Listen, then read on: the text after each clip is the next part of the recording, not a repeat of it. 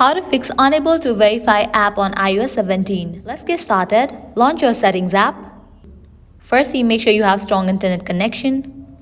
Once you check that, scroll down, open this option screen time, head towards the option of content and privacy restrictions, open the option allow read apps. Toggle on for all these options. Once you do that, head back, go to the option content restrictions, open the option apps, check in for the option of don't allow, and again set it to allow all. Once you do that, head back, go to the main page of settings. Now go to the option general, open it. Open the option VPN and device management.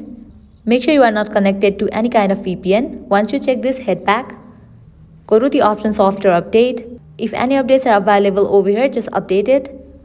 Once you update your phone to its latest version, your problem will be fixed. Head back, heading towards next solution, scroll all the way down, open the option transfer or reset iPhone. Click on the option reset, select the option of reset all settings, type in your passcode over here and continue with the process. Head back, open the option language and region. Open the option region, make sure you have selected the country that you are currently living in. Once you customize all these settings, your problem will be fixed. So this is how you can fix unable to verify app on iOS 17. If this video was helpful, don't forget to like, share and subscribe. Thank you.